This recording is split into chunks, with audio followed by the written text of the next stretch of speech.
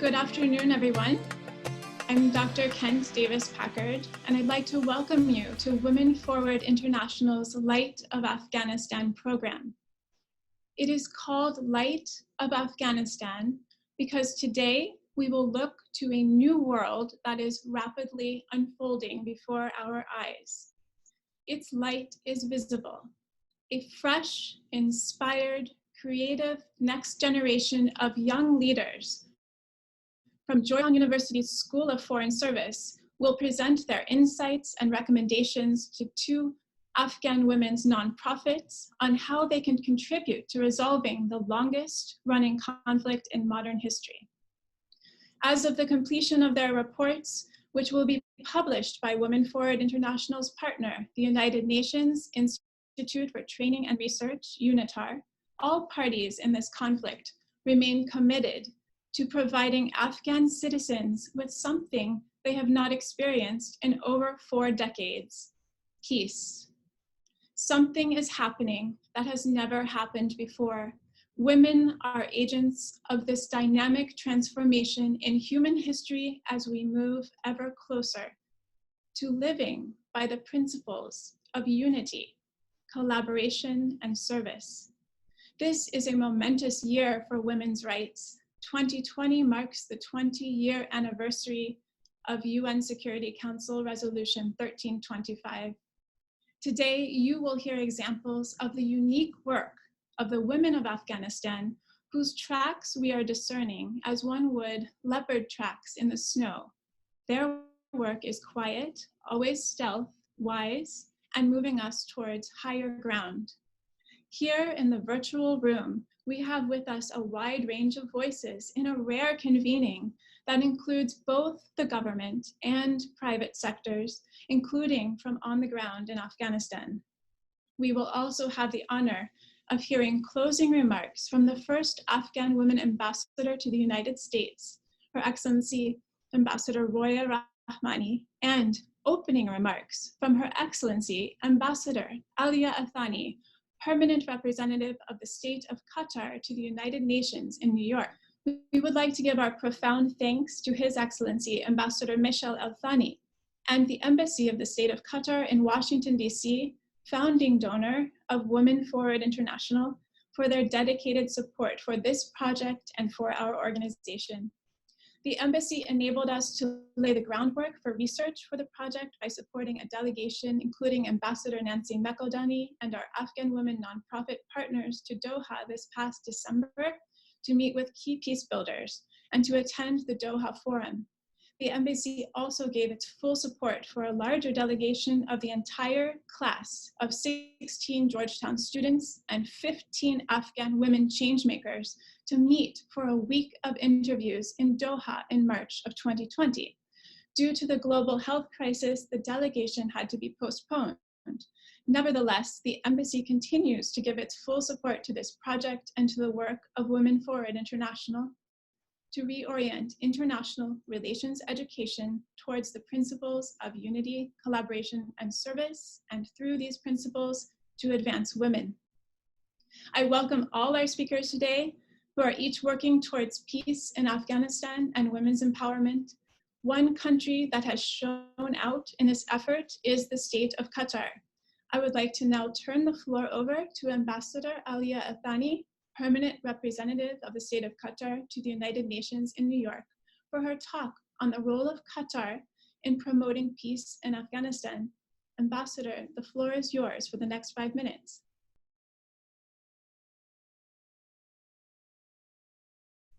Thank you so much, Madam Moderator, and I want to thank, of course, Women Forward International and Georgetown University for organizing this very timely panel. Of course, Qatar is very keen on building sustainable peace. This means that conflict prevention, mediation, and sustaining peace are given priority in Qatar's foreign policy.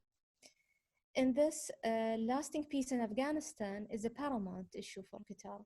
We have extensively engaged in mediation efforts, as you are all aware, and have facilitated and hosted Afghani-led and owned peace talks and reconciliation processes.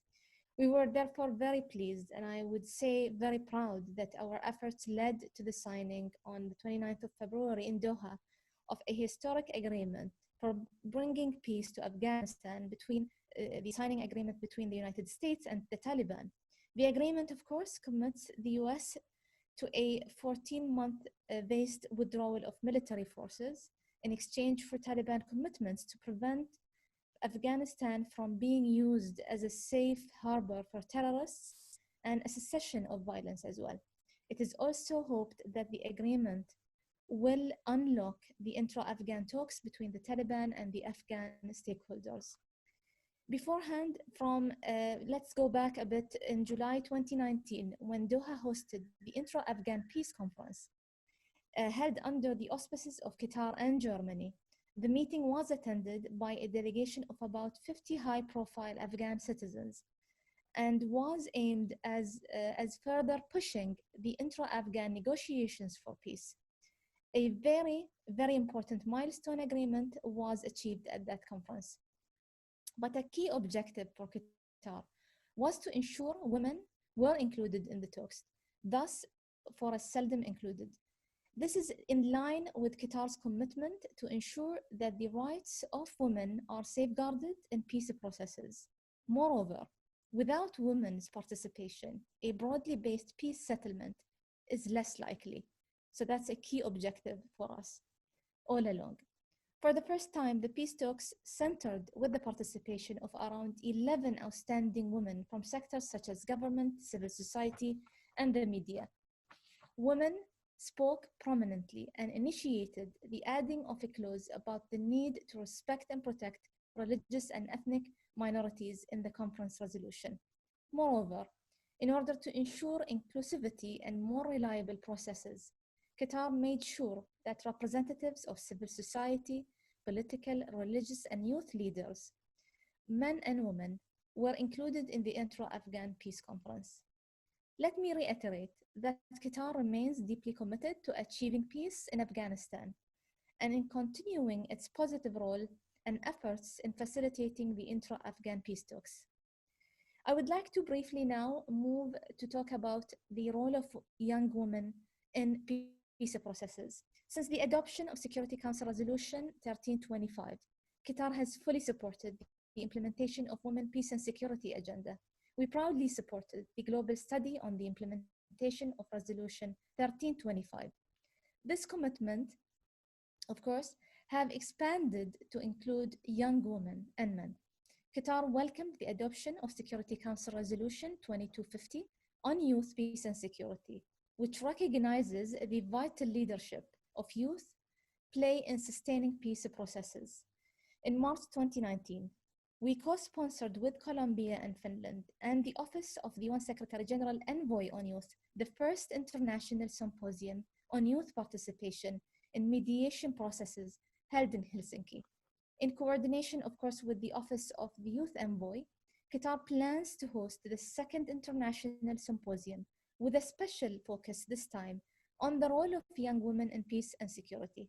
As mediation is one of Qatar's foreign policy priorities, the second international symposium that we will host in Doha offers a concrete opportunity for Qatar to promote young women's inclusion and peace processes. From the point of view of effective and sustainable peace processes, comprehensive inclusion is of utmost importance. Sustainable peace requires young women's participation, and we will all must support that. The conference is scheduled to take place, of course, sometime this year, but it might have to be rescheduled because of the terrible situation of the COVID-19 pandemic. But we definitely hope so that it will happen either the end of the year or beginning of 2021. I want to stop here because I don't want to take much of your time. This is just in a nutshell where we stand and how we feel about the whole subject and how strongly we are committed to the subject matter, and how women and young women in particular have to have a voice. We will continue to support them. We will continue supporting our sisters in Afghanistan to achieve that goal. And I will stop here. Thank you very much, Ambassador Thani, for sharing Qatar's vital role in supporting both women and the peace process in Afghanistan. It is now my pleasure to introduce Georgetown University's research team, led by Ambassador Nancy McEldowney, Director of Georgetown's Math Science and Foreign Service Program. Ambassador McEldowney has truly embodied Women Forward's mission to produce action-oriented research to bring about positive change. Ambassador McEldowney will now introduce the research projects and her student teams. Thank you, Ambassador McEldowney. Thank you so much, Kent. It is a great pleasure for me and for the entire team to be here.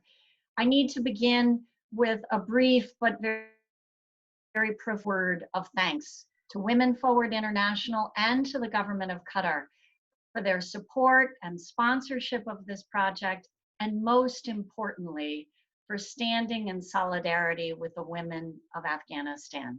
Now, as we all know, we convene today at a moment really of crucial importance. There is chaos and confusion around the world as the corona pandemic accelerates the tectonic shifts that are already underway in the institutions of global governance and international security. Against this backdrop, Afghanistan is facing a special opportunity and a unique challenge. After so many decades of war preceded by centuries of strife, Afghanistan now has a chance at peace. It is a slim chance, to be sure, and there are many pitfalls, but it is a chance nonetheless. To seize this opportunity and to use it for maximum positive good will require creativity and courage, as well as new thinking and a willingness to take new risks. The young professionals you are about to hear from, along with their NGO partners and champions, are poised to do just that.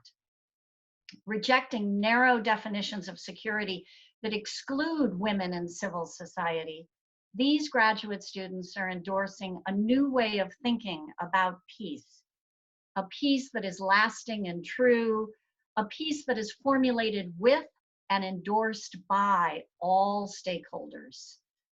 And they have done so with the guidance and the inspiration of people within the NGOs, people who are truly champions and heroes, as they literally put their lives on the line every single day in the struggle to promote women's rights as human rights.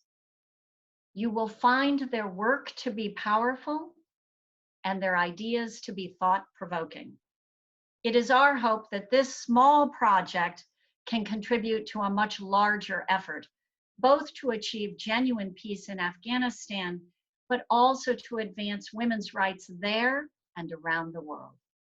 So it is now my great pleasure to introduce the student teams. We will begin with Salwa Saba and Molly Barlow, representing a total of 8 students who are both women and men, both American and international students, who worked closely with and for the NGO WASSA, Women's Activities and Social Services Association. They will be followed by Elena Scott Koukouris and Marta Sidoriak, representing their 8-person team, working with and for the NGO WA, Women for Afghan Women.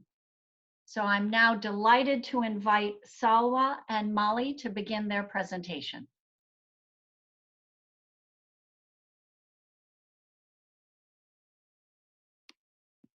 Thank you, Ambassador McEldowney. Good afternoon, distinguished guests and fellow colleagues. My name is Salwa Saba, representing Team WASSA, along with my colleague Molly Barlow. Afghanistan is at a pivotal moment.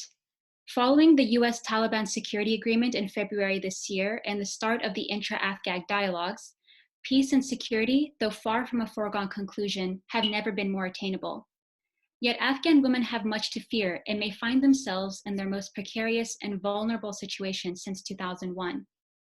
WASSA and its indomitable employees will be needed now more than ever to ensure a progressive future for women's rights in Afghanistan. The lack of women's rights in Afghanistan are intractable from cultural norms, over 40 years of war, and widespread poverty. This complex situation requires multifaceted solutions, and WASSA is uniquely positioned to leverage its prior experience when tackling this new era in Afghanistan. Women do not have an equal seat at the table in the intra-Afghan dialogue. Civil society organizations like WASSA will be crucial for promoting women's roles in the peace process at the grassroots level. As a team, we interviewed over 30 practitioners from the development sector to diplomats, academics, and local activists. We started with a historical mapping of women's progress since 2001, delving into the private and public lives of Afghan women. We gave particular focus to traditional norms and the role of Islam. Then we did an assessment of WASSA's current assets and capabilities. Finally, working as a team, we devised new project proposals for the organization. Our research also led to some valuable conclusions.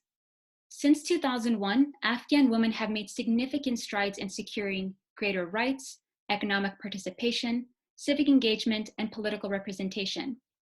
Unfortunately, women have made far more progress in Afghanistan cities than in the countryside. Rural areas remain religiously and culturally conservative, with extraordinary levels of female and male illiteracy, and traditional norms such as the Pashtun Code of Honor still prevail. The role of both men and women are anchored in Afghan religiosity, the traditional honor codes, and cultural narratives. As such, religious scholars and imams have powerful voices when it comes to women's rights in Afghanistan. Establishing a formal and sustained plan of engagement with these figures is key to all recommendations outlined in the report. Our second key observation is that there is a need for continued educational efforts for women and men to raise awareness regarding women's rights and strengthening knowledge of peace building. By relying on best practices, organizations like WASSA can equip women with vocational skills, mediation tactics, and understanding of their own rights under the Afghan Constitution and Islamic law. Finally, women in Afghanistan face widespread economic challenges and are often excluded from economic decision-making. Thus, effective women's rights initiatives will address the multi-level challenges facing women in the workforce, including job availability, skills training, market accessibility, and personal security. WASSA is uniquely positioned to take on these challenges. WASSA has been at the forefront of challenging gender norms and advancing women's rights locally since its inception in 2002. As the first independent women's organization in Herat province, its work has been groundbreaking. WASSA established the first and only women's radio station, Radio Sahar, which now has over 60,000 listeners across 5 Afghan districts, and advances women's rights through public service announcements and social programming. WASSA is also the only local NGO to offer trauma healing to members of the community, and in 2003, created an all-women's gym. Currently, WASSA's 3 centers develop civil society organizations, build local capacity to promote sustainable peace, and offer legal and psychological counseling to women, to name just a few. Building on WASSA's impactful work, our proposals are opportunities to expand engagement, education, and economic empowerment initiatives. Now, my colleague Molly will discuss our recommendations in more detail. Thank you, Selwa. Taking into account WASSA's capabilities in our research, our 5 proposed projects aim to increase awareness of women's rights, promote female financial security, enable women to promote peace themselves, and build support for new gender norms. Our first recommendation seeks to both increase awareness of women's rights as well as shape gender norms by expanding WASSA's current radio programming. To achieve gender equality in Afghanistan, organizations like WASSA must be a part of shaping the stories that define gender roles, and radio is a key way of both creating and sharing new narratives. Additionally, given the high levels of illiteracy in Afghanistan, radio is a critical means of reaching many women throughout the country. WASSA has already created an impressive radio infrastructure through Radio Sahar, so it is uniquely positioned to reshape gender norms and spread awareness of women's rights. We propose some new programming for WASSA. First, WASSA should consider work with artist activists to create a weekly radio drama focused on gender roles in Afghanistan society. Islamic scholars, women, and activists can follow the show with a call-in discussion, engaging members of the target audience on issues addressed in each episode. Second, WASSA should consider facilitating mediated conversations regarding women's rights between members of society who share differing perspectives. While participants may continue to disagree on key issues, Broadcasting these interviews will foster a culture of civil engagement among people of diverse backgrounds. Our second recommendation promotes female financial security through entrepreneurship and skills training. Despite some advances in the broader economy, female labor force participation remains relatively low across much of the country, with less than half of all Afghan women currently participate in the labor force. WASSA has an opportunity to expand its provision for vocational training program to enhance the effectiveness of its economic empowerment initiatives. We propose several additions to this project, including self-help groups to manage a communal fund for loaning and investment purposes, offering a small regular stipend to program participants, as well as a greater emphasis on high-profit export-focused products such as saffron. Our third recommendation aims to give women the tools to promote peace themselves through targeted training for women on community development councils and provincial peace committees.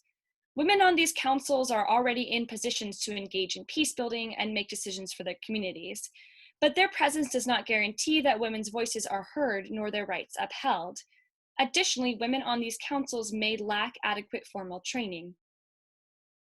We propose that WASSA consider using existing resources to create one or several teams through its Conflict Resolution and Peacebuilding Center to deliver in-person training to women on these councils in nearby provinces, developing technical skills related to peacebuilding, negotiation, and mediation. These trainings will also cover substantive issues on gender, such as the ongoing intra-Afghan talks and how women can play a key role in creating a sustainable peace. Our fourth recommendation seeks to build support for new gender norms and strengthen local peacebuilding efforts. Any final peace accord reached through intra-Afghan talks will likely include the release of Taliban and Afghan fighters, requiring massive demobilization and reintegration efforts. Here, WASSA has the opportunity to prepare communities for reintegration and ensure these efforts do not hinder women's hard-fought progress at the grassroots level. Currently, WASSA has a social integration project focused on internally displaced persons and returnees in Western Afghanistan. The 5-year project was implemented in 2019 and aims to socially integrate and economically empower previously displaced individuals, assisting them in integrating into communities. We propose that WASSA consider expanding this ongoing project for the reintegration of displaced persons to include support and training for both ex-combatants and host communities. This will help facilitate peaceful integration, as well as prevent the fighters' return to further violence and radicalization. The project should also empower communities to actively participate in the reintegration process and ensure that all voices of the community are heard and respected. Our fifth and final proposal aims to reshape gender norms by engaging with and building key male allies. Given the dominant roles that men have in Afghan society, their support is critical in reshaping norms and ensuring the success of projects. We propose that WASSA build a male allyship and engagement program focused on religious leaders, elders, and teachers. The program will include regular discussion groups focused on key gender issues. It will encourage male allies to participate in public events for other WASSA programs and will enable male advocates to train other men in their communities and spread awareness of women's rights. These 5 proposals offer WASSA an array of options that will build upon its already impressive and important work. We hope that these proposals assist WASSA in expanding its reach and impact even further. In closing, it is clear that in order to uphold and advance women's rights in these times, a holistic approach is needed that engages all members of the community, expands education for the public on the important role women can fill, and ensures financial security for women.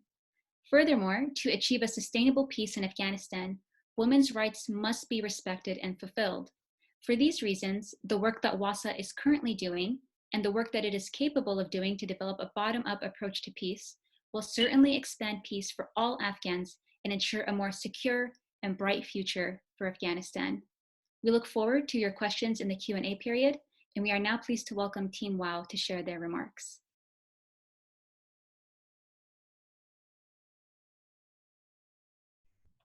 We are thrilled to present our semester-long research to you today. My name is Elena Skakakuris, and I will be delivering remarks along with my colleague Marta Sidoriak as representatives of our team's hard work. We are here to answer a challenge statement presented to us by the largest women's organization in Afghanistan. 4 months ago, Women for Afghan Women, or WA, asked us to look critically at the intra-Afghan peace process and the implications that it carries for the safety, rights, and dignity of women across the provinces. With each day, the delicate negotiation process between the Taliban and the Afghan government unfolds, creating both obstacles and opportunities for WA's mission of protecting and expanding women's rights. Our task was to identify these obstacles and suggest a path forward. This study, like the historical moment that it occupies, is both unprecedented and urgent. For the first time in 4 decades, the nation's power brokers are tentatively united in an effort to establish formal peace. But these prospects of peace come with concerns over the deprioritization of women's issues. If peace demands compromise, is the government willing to compromise the future of its women? So while the world holds its breath for the signing of a historic accord, we are all here today to discuss what peace means to the nearly 15 million women who call Afghanistan home. WA has a natural leadership role to play in the coming months. Our job is to offer ideas it could use to make this peace more equitable. We began our research with 2 basic questions in mind. What are the political issues that must be included in the intra-Afghan peace talks? And what are the critical areas of women's rights that must be monitored in a post-conflict Afghanistan?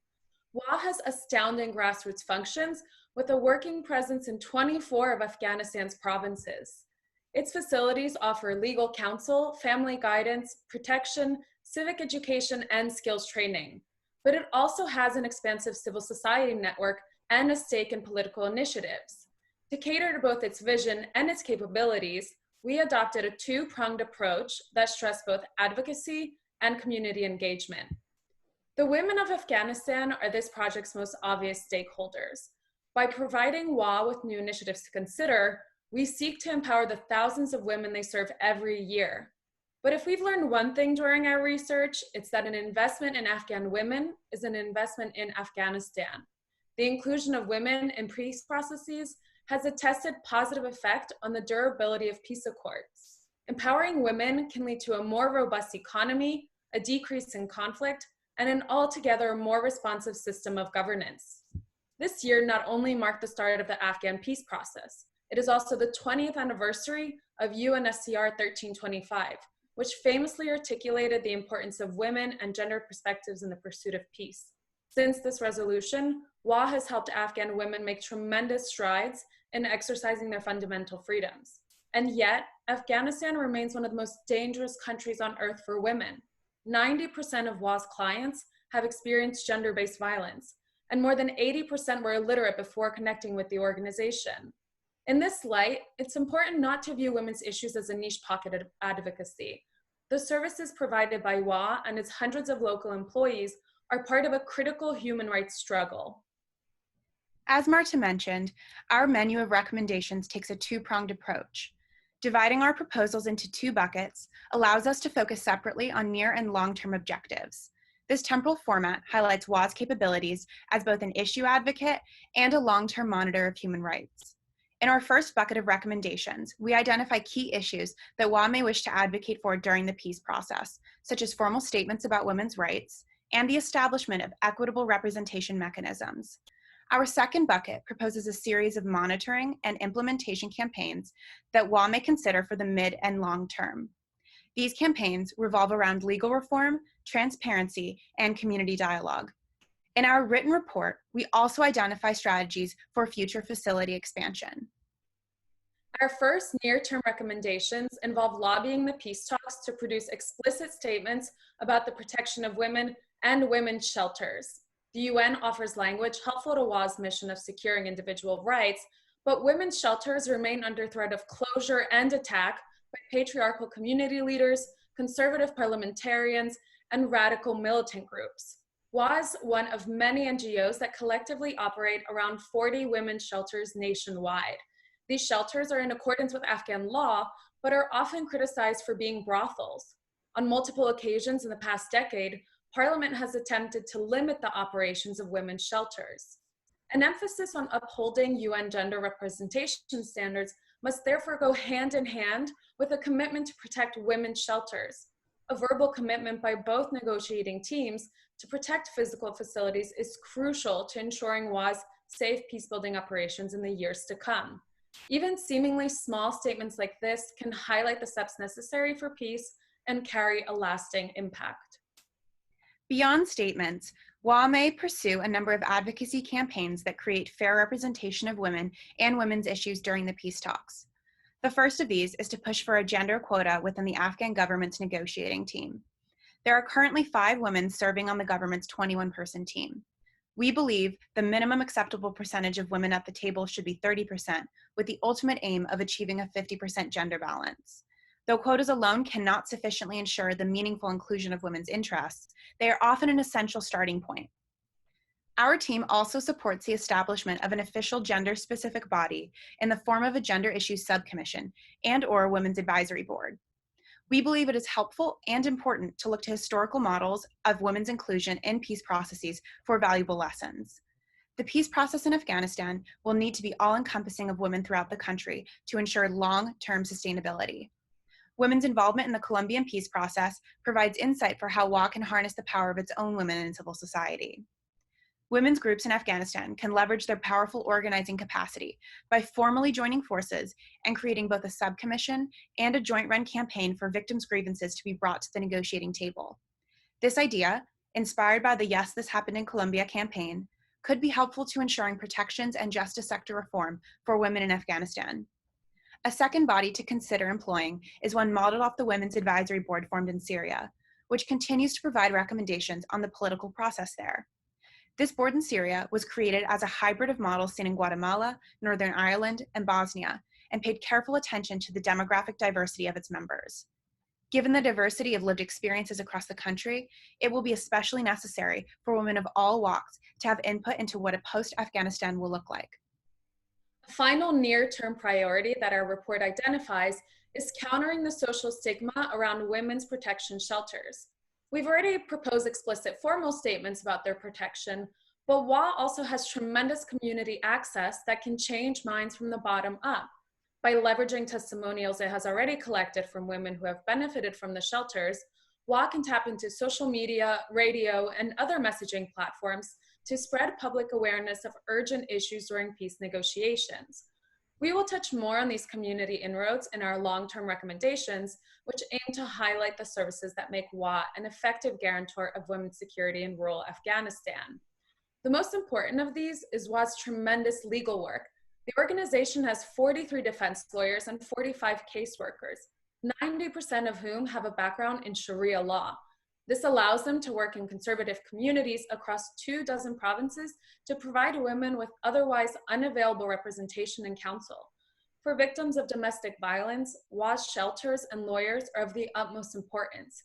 Because of its critical importance to WA's ongoing work, our first long-term recommendations pertain to the justice sector. We've compiled a list of low-cost initiatives that WA could implement during or immediately after the signing of a peace accord. These initiatives pursue 3 primary goals. 1, an increase in women Sharia attorneys in provinces outside of Kabul. 2, immediately and thoroughly informing women of their legal rights in the wake of a peace deal. And 3, creating specific channels for women to report misuses of the informal justice sector. Our proposed initiatives are outgrowths of services that WA already offers. They consist of multimedia information campaigns, professional mentoring and skills training, and confidential channels for women to hold local authorities accountable. We found no need to change the incredible legal work that WA currently provides Afghan women, but we hope these recommendations help the organization adapt these services to a changing Afghanistan. Our other long-term recommendations deal with notions of community dialogue, transitional justice, and the reintegration of returning combatants. It will be crucial for a newly formed government, especially one that includes the Taliban, to provide redress for the human rights abuses committed during the conflict. Special attention should be given to women's voices, not only to include them, but to elevate them and make their stories available for any national grievance sharing or truth-seeking processes that the future may hold. We believe WA can play an active role in implementing micro-level, women-specific grievance-airing dialogues. WA and its many partner organizations can coordinate their actions to broaden their reach and combine testimonies in order to contribute to a nationwide truth-seeking report. Another way to support sustainable peace is to invest socially and economically in an effort to reintegrate fighters into family and community life.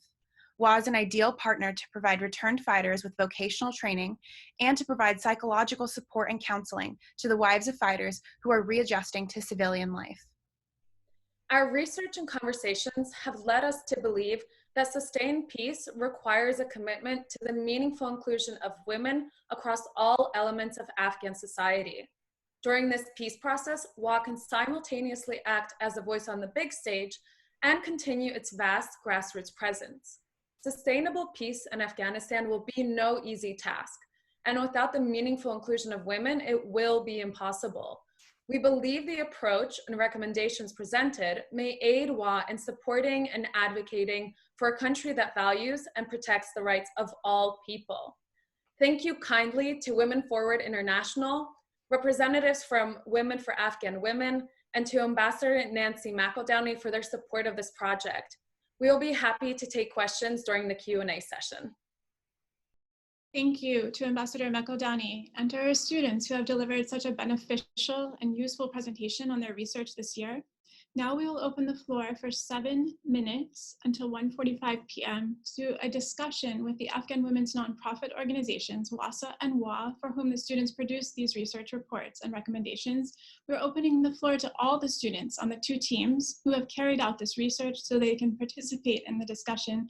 I ask the students and the distinguished representatives of each of these nonprofit organizations to introduce yourselves before offering your comments and feedback. Perhaps I could turn the discussion over first to Ms. Najia Nassim, Executive Director of WA. A warm greetings from Afghanistan to you, Dr. Ken, Women Forward International, to Her Excellency Ambassador Alia Altani, to Ambassador Nancy, Ambassador Roya Rahmani, all the students and WA colleagues. A warm greetings from Afghanistan. It was quite an honor to have that partnership with Georgetown University. It was a real great work. I was very impressed when I read the report because especially at this critical situation, which is right now, Afghanistan is that situation, which is, I would say, the crisis all over the country, so many challenges. And on the top, when it comes to the peace talks, especially inclusion of women in the peace talks. So there has been quite a lot of discussion on that. And I would like to thank Georgetown University on a great recommendation on how a woman can play an important role in being a part of the peace talks. Because during the last 2 decades, there has been significant improvements and achievements that the women of Afghanistan, they have gained. One of the important work that WA does, as mentioned, like running Women Protection Center in Afghanistan, is with a lot of challenges. This is something that a number of people mentally, they are not prepared to accept like the presence of Women Protection Centers. On the other hand, this Women Protection Center is, I would say, the only hope for thousands of victims of domestic violence or gender-based violence, that they come to us and we provide them services. So this report, WA being the largest organization providing legal and counseling services for women and girls in Afghanistan, providing services for IDPs and returnees, providing services for children of incarcerated mothers. I would say that this report not only helps WA organization, but it also will be a great resource for other organizations that they also run women protection centers in Afghanistan and they work for women. So I would like to thank Georgetown University, Women Forward International, and all the students that they really work hard. That something the report came up at the end. I will pass to my colleague Megan, who also significantly contributed in this project, and as a great member of Women for Afghan Women organization, to have her remarks. Thank you very much. Thank you, Naja. And just to reiterate my colleague, thank you to everyone on this call, the government of Qatar, Women for International, Georgetown. It's been a wonderful experience collaborating with you. And I know I speak for the organization when I say we were so impressed with the report that came out. I really do think it outlines a roadmap, not just for WA, but for all folks that are interested in the Afghan peace process, Afghan women's rights, and women's rights more broadly around the world. I think it does a really good job in outlining both the short and the long-term challenges that we'll be facing, and things critically about some issues that, you know, sometimes you're just so focused on making sure that women have a seat at the table, you're not thinking about the long-term post-conflict situation, what the world looks like after an agreement happens. And we know even if there is peace, there will still be gender-based violence. So it's so critical that all of our shelters and all the other organizations running shelters across Afghanistan are able to continue their efforts, regardless of what happens in these uncertain times. So just want to say thank you again. You've done an outstanding job, and it was a pleasure working with you all. Thank you, Megan. Is Mr. Syed Sayedi from the Executive Director of WASSA on the line from Afghanistan? Yes. First of all, I would like to thank you, Georgetown University, Professor Nancy, and the UAD students, especially the students who work very hard and generate a unique report with very key good recommendations for WASSA, and also the Excellency of Qatar Embassy and the other guests who are representing tonight.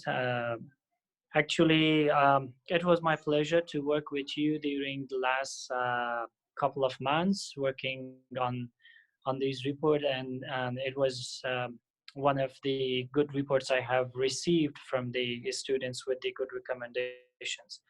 I'm thinking that despite 20 years has passed since the Taliban regime collapsed, but still we need to work on to increase the participation of women into peace process, and still we are at the actually with the starting steps. Now the Afghanistan government has already introduced to the list of practitioners to talk with the Taliban regarding the peace, but still the number of women in that list are less. And I am representing also the Western civil society organization on joining these peace processes. And today, actually, we had a session with the Minister Rahimi, who is now leading the peace process with the Taliban. Now they just the civil society made a referendum actually to submit it to the government, and they said that we need to also be and have an active role in this peace process. But WASSA as an organization, as one of the first organization established in 2002, right after the Taliban regime collapsed. So seriously working on the to make actually to increase the women's participation into peace process, and we concentrated more on the young generation, especially the generation who will be actually the key members in the next decade. So we tried, as the students said, we try to motivate them, we try to enable them to in further discussion, in mitigations, and in bringing peace. So I would like to one of the also the gaps, I hope that I didn't take too much time, the gaps in Afghanistan is the main allyship. That is a correct one. We have so many leaders, we have so many practitioners, we have so many politicians, but unfortunately none of them believes, and none of them bring their wives, daughters to the stage to at least show the willingness of women into the peace process. So I hope that the men should believe in the power of the women and help them to become and participate into peace process and increase the number of women in all discussions, in all part of discussion. Thank you. I would really love to answer any questions came from the the honorable guests. Thank you. Thank you, Saeed. We will have more time for discussion with WA and WASSA and the students at the end during our Q&A session. For now, to stay on schedule, I will now introduce Ms. Palawasha Kakar, Senior Program Officer for Religion and Inclusive Societies at the U.S. Institute of Peace, who will now take us deeper into contextualizing all these recommendations with the current cultural and religious atmosphere in Afghanistan for women.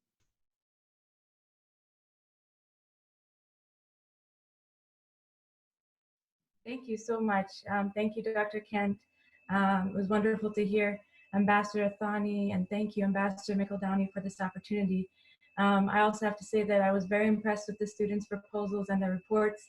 And I think a lot of these issues have really hit on the nail. They've really hit on target. I really would like to give a little bit of context to the situation, both in terms of the intra-Afghan talks and how some of these recommendations fit into what's going on in Afghanistan at this current time. 11 Afghan women were present at the intra-Afghan talks in Doha this last summer in June 2019. And for most of the women, this was the first time coming face to face with the Taliban since the Islamic Emirate had been ousted in 2001. Throughout these talks, as well as in the series of negotiations with the US government, the Taliban have consistently been referring to themselves as the Islamic Emirate. And at the Doha talks, the non-Taliban participants raised concern about the Taliban delegates' insistence on referring to represent an Islamic Emirate, challenging the implication that the current Islamic Republic system of governance was somehow not Islamic enough. In Doha, all of the non-Taliban participants were quite upset that the Taliban kept referring to themselves over and over again as representatives of the Islamic Emirate, but yet insisted that the rest of the group only represent themselves and not represent any government or non-governmental entity. These differing claims to sovereignty frustrated participants and encouraged an unequal dialogue. One of the women at the Doha intra-Afghan talks raised this in a formal dialogue setting in response to one of the Taliban statements and said, "What do you mean you represent the Islamic Emirate? We are supposed to be representing ourselves here, and you keep saying Islamic Emirate. We now have an Islamic Republic of Afghanistan. We're also practicing Muslims. You make it seem that we're not Muslim enough. Our religion is Islam. Officially, it is Islam. Our laws cannot go against Islam. We have been practicing Islam. Why is this not enough for you?" This started a more technical conversation about an Islamic system of governance that the women and men outside of the Taliban felt ill-equipped to discuss.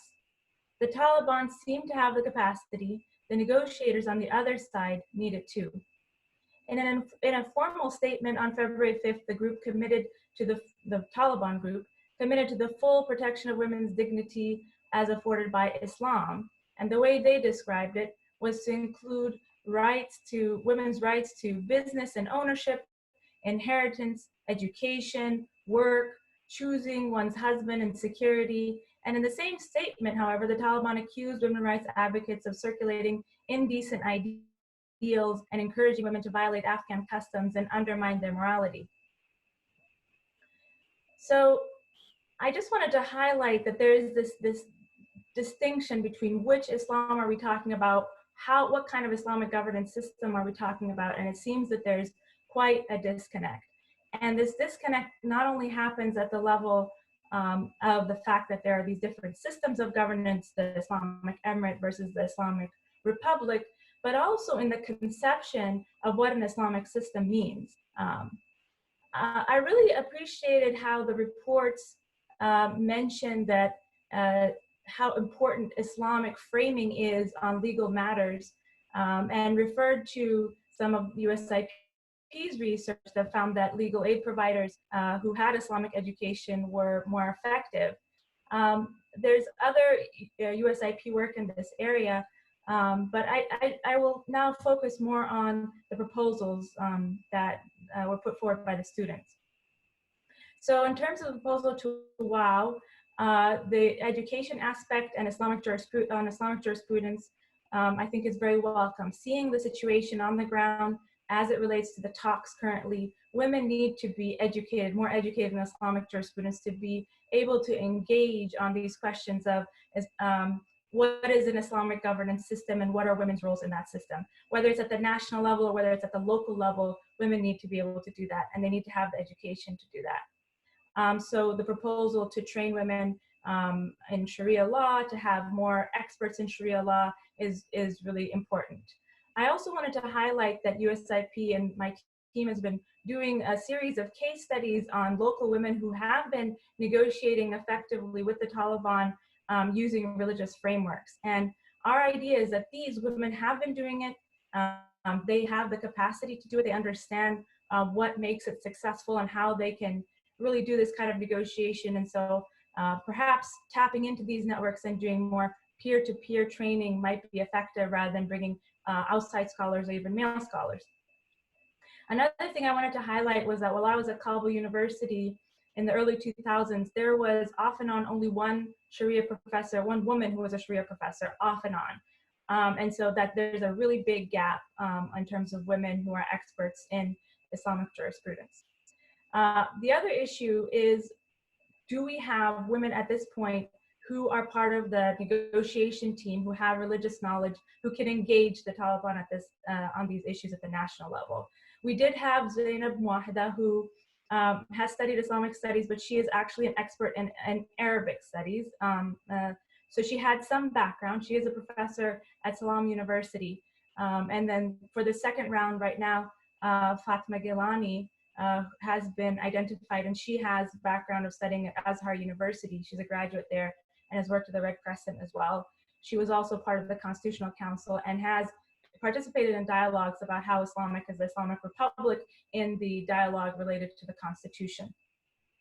I also really appreciated the recommendation on sharing and posting resources for women to keep track of how the negotiations are impacting their rights and in terms of the legal implications. I think this is really for women. And I think also that there will probably be opportunities for there to be a referendum on certain issues. So women need to be educated ahead of time in terms of what are some of those issues that are on the ballot, what implications it has for their legal rights.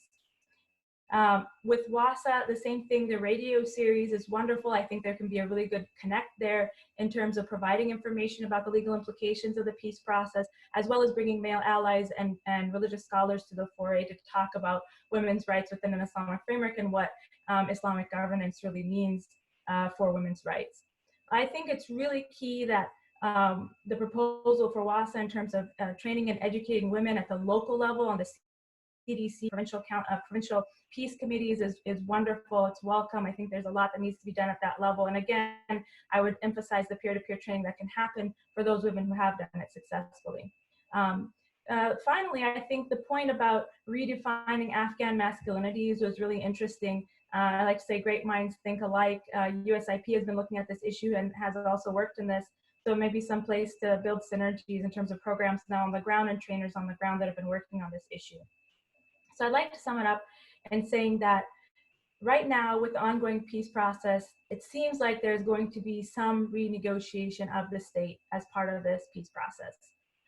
And in that renegotiation of the state, Islamic governance is going to play a really important role. We need to have women scholars at the forefront to be able to make sure that women's roles are part of the concept of Islamic governance moving forward, that they're clearly defined, and attention needs to be paid to constitutional oversight and implementation, as well as balance of powers and the role of the ulama. And religious women need to be a part of that discussion. Thank you very much. Thank you very much, Palwasha, for giving us those very important religious insights and adding that to the conversation.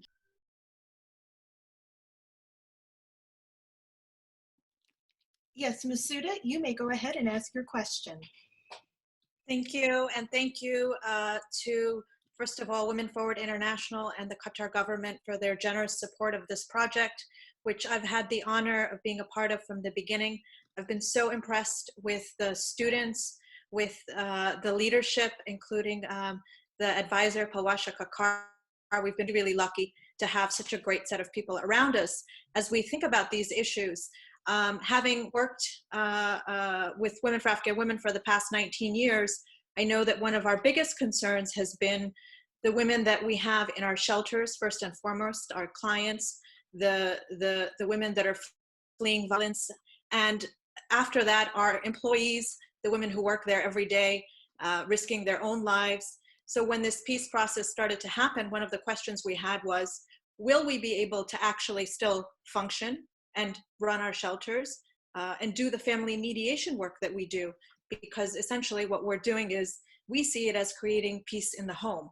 And that is the first building block of creating peace nationally. It's actually the first step is making sure that you have a peaceful home, and then you can expand from there. One of the other concerns we had was on women's rights and civil society participation in the formal negotiating process. Now we know that women were ideally going to be 50%, but that was not going to happen.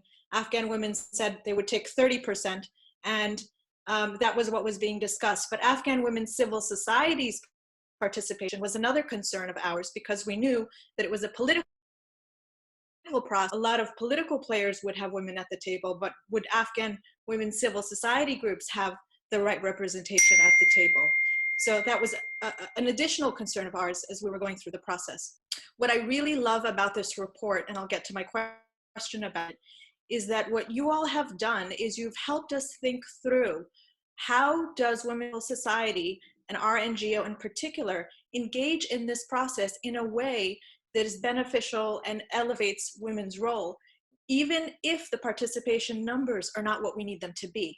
And so with the Women's Advisory Board and the Gender Subcommission ideas that you had, which I think both are fantastic concepts, I wanted to ask how you see the two interplaying and what you see as the ideal mix of people on in those two groups. Thank you.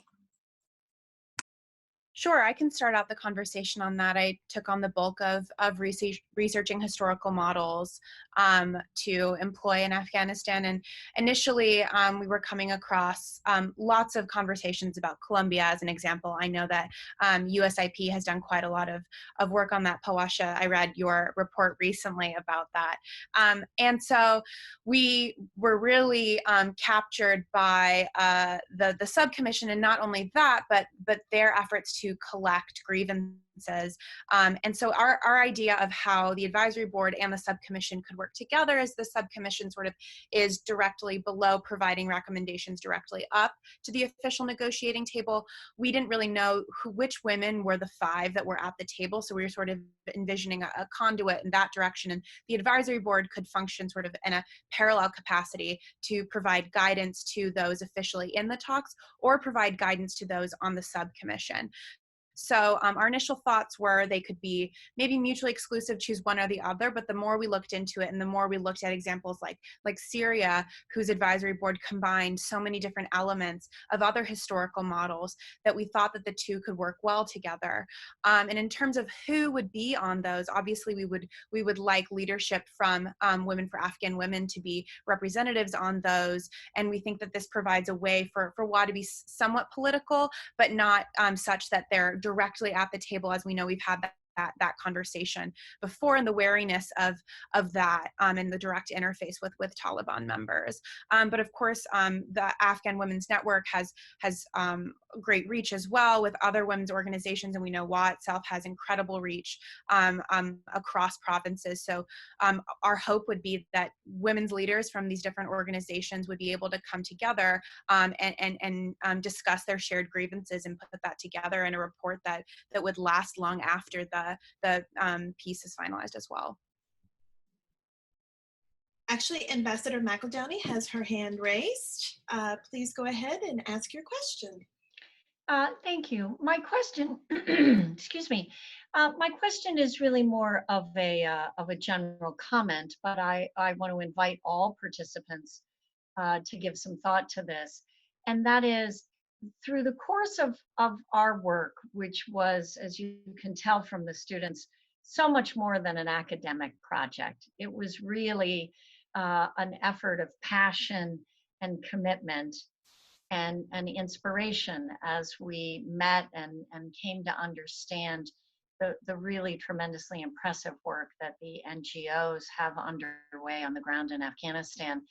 And many of the proposals that the students made will require additional resources.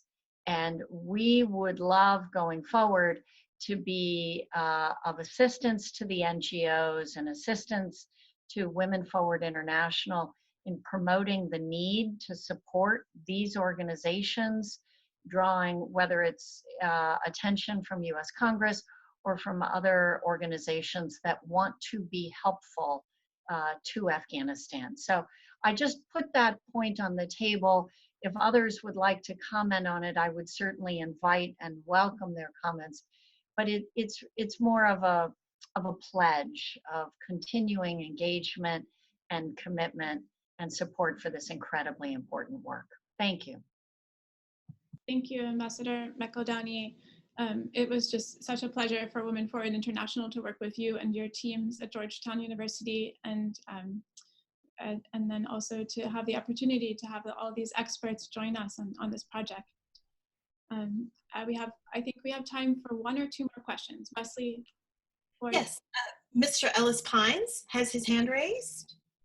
A question I have is for the WASSA team. You mentioned testimonies. If you see that being like Mandela's truth and reconciliation, where people could speak of the worst atrocities without fear of retaliation, started in 1996, and as you know, it's gone through a number of different iterations. It's not called the TRO anymore, but it supposedly did a lot of good for South Africa. I think that was in connection with reintegration, or I'm not sure if that was with the radio as well. But I think that, you know, as you mentioned, in reintegration efforts, there certainly both needs to be the implementation of formal justice, as well as I think those community-led and community level efforts. And so it's not something that we looked incredibly deep into, but I think that we certainly did see examples of varying types of reconciliation, whether that be in South Africa or that be in Colombia, and the need to ensure that there is a space for communities to voice their experiences and to feel that what they have experienced is not erased and is not pushed to the side, while also balancing the very real and difficult challenges of reintegrating people who may have committed some of these atrocities or crimes against them. And so I think that's something that certainly should be looked at, especially if it's at the community level. And Mary, did you have something you'd like to add to that? Yes, in terms of your discussion of South Africa, while we did focus primarily on the unique circumstances of Afghanistan, there were several models that came forward in engaging with civil society, and one of which was the South African Peace Cafes, which used testimonies on radio and mediated interviews with people who had been unwilling to sit down with one another to get to a point where they were willing to actually sit down and talk about some of these very difficult and controversial issues. So I think that your point about South Africa as a potential model for inclusive civil society engagement is an important one, and that there are definitely more lessons to be learned from South Africa and other countries that utilized testimonials, especially in public spaces like radio or on community councils or that country's equivalent. Time for one last question. Yes. Masi, the floor is yours. Thank everyone participating today for what was a really fruitful conversation and actually a very unique model to assess the ongoing situation with women in the peace talks. My question is to all the participants is, outside the 5 women in the current 21-person negotiating team, what other institutional arrangements, be it constitutional or ministerial, are available to Afghan women today to seize ground in intra-Afghan? If I understood the question correctly, Masih was asking about what other avenues are there beyond the delegation that will be directly negotiating. First of all, I wanted to say that my understanding is that there's going to be a core delegation and an expanded delegation. And so these 21 are the core delegates, and there's supposed to be an expanded delegation that will include women, civil society, experts from other fields, and that one of the proposals is that there would be people that would take turns being in part of the discussions that are specific to their area of expertise. So that's one thing, is for women to be part of this extended delegation and extended number of experts.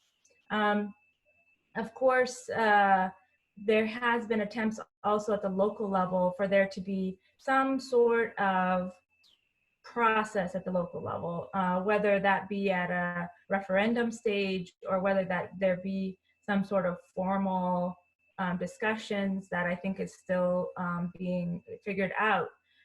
But the fact that there are these provincial peace committees are very ripe spaces for women to be participating in these conversations. And there is the initiative that the First Lady took to really go out to all the provinces and consult with women and make sure that women's voices were heard, and continue that avenue and that channel of continuing to channel those voices to the peace process is there. In terms of the ministers that exist, I think right now the political process is up in the air because of the negotiations between President Ghani and Dr. Abdullah. And so there are not going to be any appointments at this time until that negotiation is worked out more solidly. So that we have yet whether there are more avenues there. So I'll end here. Thank you very much. Thank you very much, Palwasha, for giving us those very important religious insights and adding that to the conversation. And now, to close our event today, we are honored to welcome Her Excellency Ambassador Rahmani Royal Afghanistan to the United States. She has been part of this project and the work of Women Forward International during the course of this year, and has generously given her time and interviews with the students. I am looking forward to her talk entitled "Thousands Made Real." What are those dreams? What is next for Afghanistan? And what is it that makes Afghan women so essential to achieving real and lasting peace in Afghanistan? Ambassador Rahmani, the floor is yours.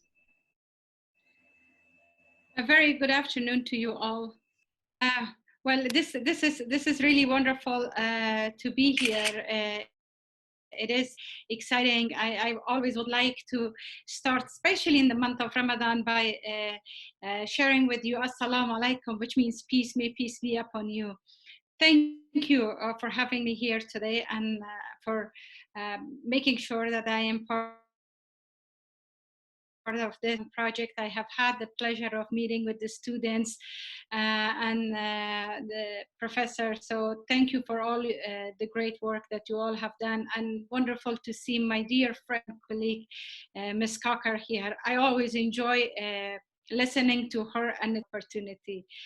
I want to also apologize for not being able to join until now.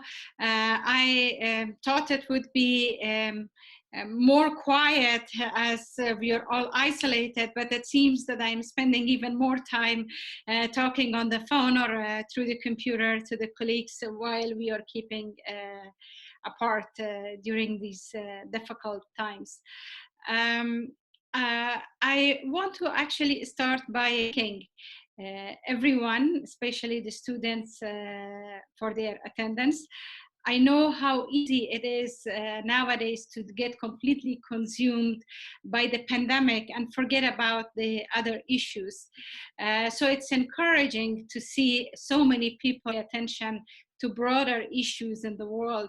Afghanistan's struggle have not ceased with COVID-19. Those that we were struggling with before, unfortunately, and are being even exacerbated with this situation. And I am so grateful to see that your attention has not either. So thank you for that. I also want to thank all the wonderful students for their interest and hard work trying to understand the complex context of Afghanistan and the opportunities for growth. The world can only move forward when people approach issues with genuine curiosity and an open heart. The passion and research of people like you help to empower relevant so they can lift more women up. For many years before American intervention, Afghanistan was a country marked by brutal oppression, by extremists, ridden by systematic violence. For millions of Afghans and Afghan women in particular, life was a bleak prospect, regulated by fear and limited by the absence of hope.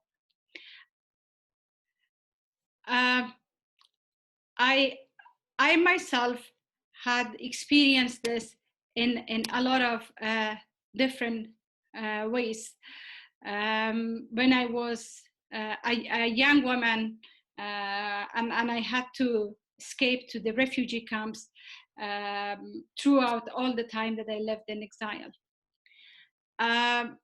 But it was after this intervention that an entire generation dreams that were before lost, and for millions of Afghans and Afghan women in particular, there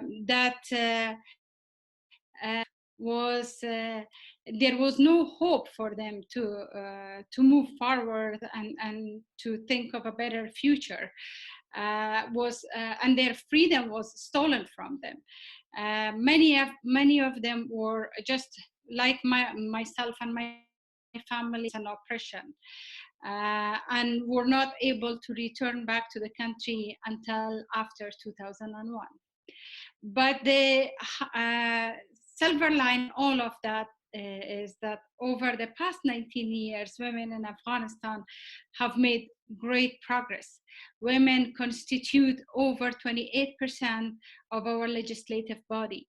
They are in high levels of decision-making in government position to an extent that this difference has been completely unprecedented historically. We have women ministers. We have 11 women as deputy ministers. We have women who are judges, who are in the High Judicial Council of Afghanistan. Afghanistan Ombudsman is a woman. The heads of the 2 election commission have been women. And there is a women's chambers of commerce led by female entrepreneurs. Today we have women's orchestras, and we have female paragliders and volleyball players, all of whom realize and recognize and relate themselves to one another as an Islamic society. As Ms. Cocker was saying, they all live under the flag of the Islamic Republic of Emirates, and they all consider themselves faithful Muslims. The progress that I limited to the cities. In the provinces as well, since 2001, we have seen massive progress. There was over 100,000 women in the rural areas who were elected as their heads of community to represent their communities in community development councils. Comprising 48% of these councils. They also make up 34% of the provincial councils. These are just a few examples of the steep development curve that we have traversed over the past 19 decades, and was made possible through the investment and sacrifices of our international partners, including the United States, and very markedly so. Achieved all of these despite the continued conflict that prevents us from even reaching our full potential. Nothing is more vital to the continued growth of Afghanistan than achieving a real and durable peace. The people of Afghanistan have been seeking peace for a long time. We have yearned for it, planned for it, and fought for it, with a type of commitment that comes from knowing what is it to live without it. Franklin Roosevelt once said, in the truest sense, freedom cannot be bestowed. It must be achieved. I believe this also applies to peace. Peace is not just an agreement between those who hold guns. It's a joint endeavor that requires all the people of a nation to work to achieve it. There have been far too many victims of this war. There should not be any victims of the peace that we are trying to forge. True peace is intrinsically inclusive and broad-based. Everyone needs to be involved.